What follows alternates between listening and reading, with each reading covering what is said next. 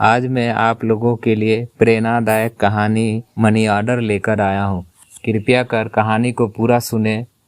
अच्छी लगे तो चैनल को सब्सक्राइब कर दे। तो आइए अब शुरू करते हैं कहानी।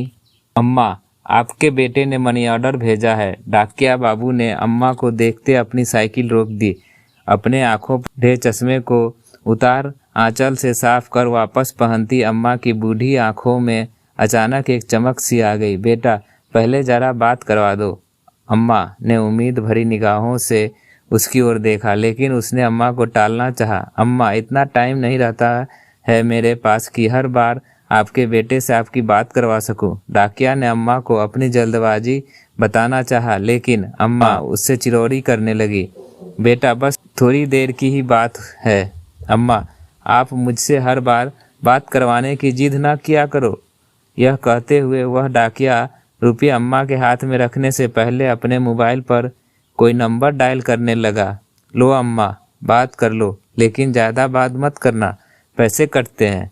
उसने अपना मोबाइल अम्मा के हाथ में थमा दिया। उसके हाथ से मोबाइल ले फ़ोन पर बेटे से हालचाल लेती अम्मा मिनट भर बात कर ही संतुष्ट हो गई।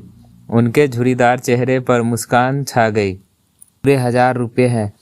यह कहते हुए उस डाकिया ने 100 के 10 नोट अम्मा की ओर बढ़ा दिए। रुपये हाथ में ले गिनती करती अम्मा ने उसे ठहरने को इशारा किया। अब क्या हुआ अम्मा? यह 100 रुपये रख लो बेटा। क्यों अम्मा? उसे आश्चर्य हुआ। हर महीने रुपये पहुंचाने के साथ साथ तुम मेरे बेटे से मेरी बात भी करवा देते हो। कुछ तो खर्चा होता होगा ना? अरे नहीं अम्मा, रहने दीजिए। वह लाख मना करता रहा, लेकिन अम्मा ने ज़बरदस्ती उसकी मुट्ठी में 100 रुपये थमा दिए और वह वहाँ से वापस जाने की मुड़ गया। अपने घर में अकेली रहने वाली अम्मा भी उसे ढेरों आशीर्वाद देते अपनी देहरी के भीतर चली गई। वह डाकिया अभी कुछ कदम ही वहाँ से आगे बढ़ा था कि किसी ने उसके कंधे पर हाथ रखा।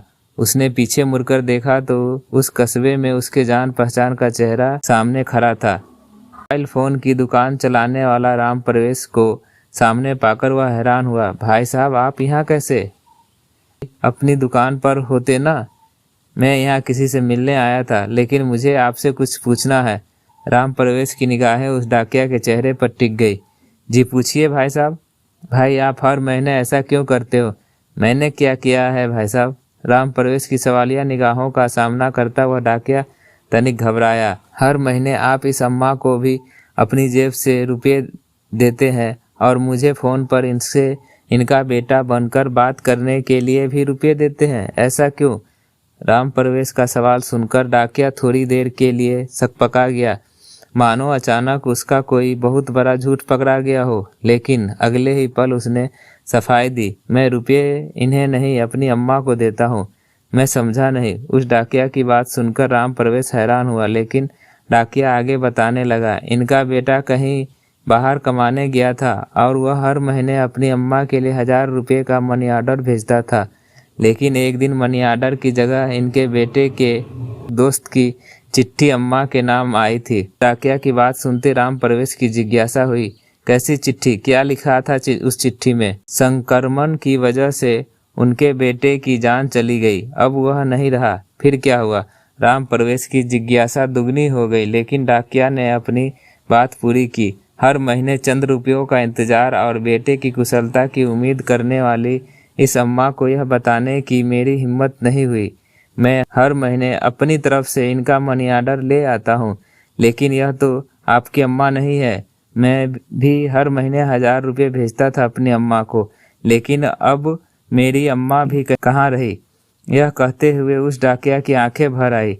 हर महीने उससे रुपये, अम्मा से उसका बेटा बनकर बात करने वाला राम प्रवेश उस डाकिया का एक अजनबी अम्मा के प्रति आध्यात्मिक स्नेह देख निःशब्द रह गया।